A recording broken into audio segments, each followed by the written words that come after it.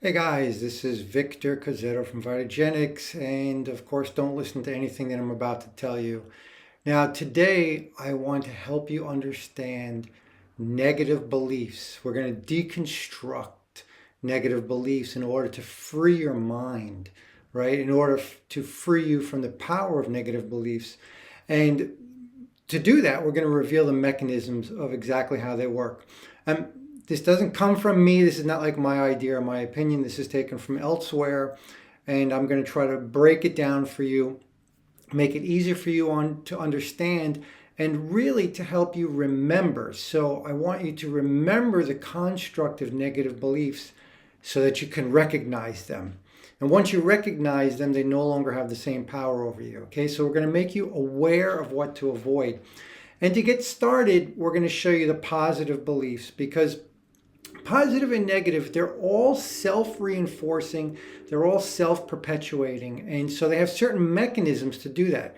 So let's start out with the very simple positive beliefs, right? So the structure of a positive belief, it gives you a feeling of choice, a feeling of freedom, a feeling of growth, inspiration, right? So positive beliefs are actually very simple. They don't need a lot of self-reinforcing mechanisms because they represent who you truly are, right? So they're in line with you and they give you a feeling of expansion, right? They're all inclusive. Again, freedom, choice, growth. And so they're very simple, right? You'll understand. You get this positive feeling. You feel these things, you know you're holding on to a positive belief, okay? They're very deeply integrated into who you are, right? They're in line with who you are.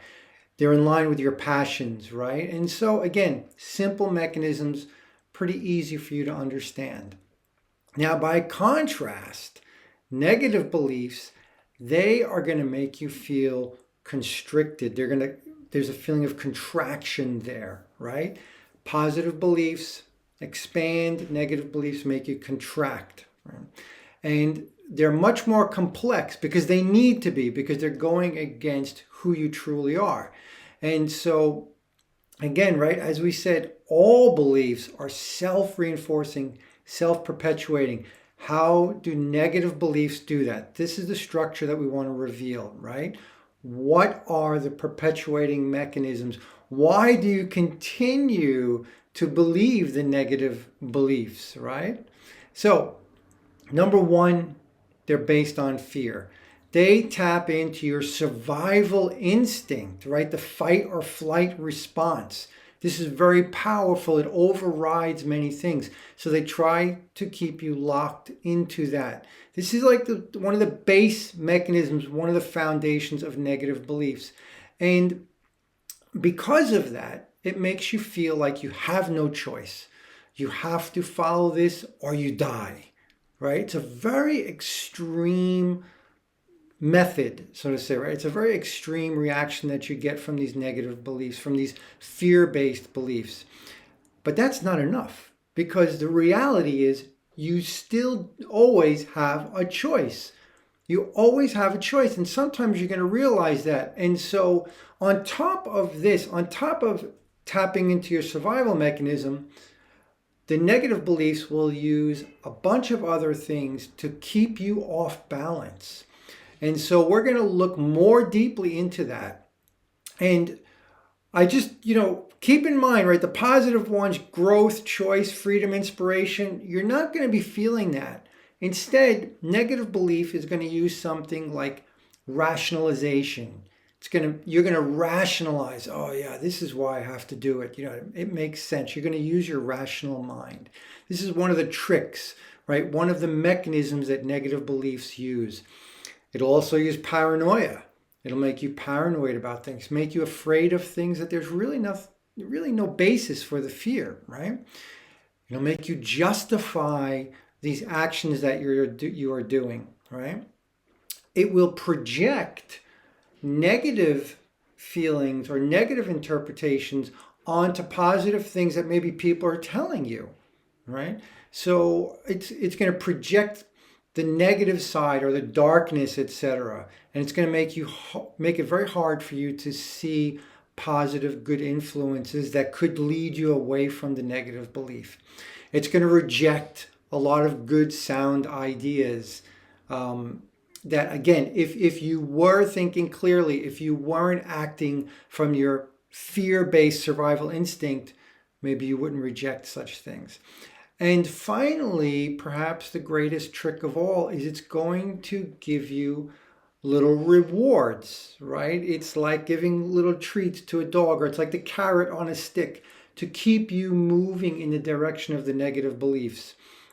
And so it uses all of these things to keep you off balance.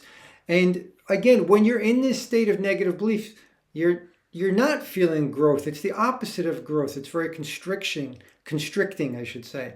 And you don't feel like you have any choice, and you certainly don't feel free, and you certainly don't feel inspired. So unfortunately, the negative beliefs, using these constructs, they're very effective. But making you aware of this is going to help you to recognize them. So this structure is what I want to get burned into your brain so that like your alarm bells will start going off if you start to notice any of these things happening. So again, if we look at these side by side, right? The positive beliefs, expansion, right? The whole world is yours. Negative beliefs make you feel trapped, right? Your world contracts, right? So again, negative beliefs, understand the structure, realize what's happening. If you understand the structure, you're more likely to realize what's happening. And also, again, realize it's tricky because one single negative belief will use all of these things. It'll bounce around to these different mechanisms to keep you off balance, to keep you guessing. And so you need to be aware. Just check yourself. Just say, oh, okay, I see what's going on here. That's not true, right? So don't let yourself be tricked. Don't let yourself be fooled. Recognize it, understand what's going on, and then you allow that negative belief to be dissolved. Doesn't have to go away. It can still be there. You give it its space because negative beliefs are also a helpful reminder about what you don't want. So you don't have to completely erase it or forget it. Don't worry that it's still there reminding you. It's kind of a helpful friend, right? All of these things. It reminds you, yeah, I don't want that. I don't believe in that. You believe in the positive stuff, right? Follow your passion. This is the key. Follow your passion, and then right? So the positive beliefs are things that are connected to your passion somehow. And again, the negative beliefs are going to have these attributes, right? Rationalize, justify, reject, project, reward, paranoia. Keep those things in your mind to help you check what's positive or negative. And that is really going to empower you to break free from negative beliefs, just recognizing them, understanding the structure. So keep it in your mind. I hope this helps you. And I hope it helps you to stay positive. I hope it helps you to break free from whatever negative beliefs might be holding on to you. And there's always more negative beliefs coming. So use this checklist to help you understand. And of course, my disclaimer, don't listen to anything I just told you. Have a good day. Thank you for watching.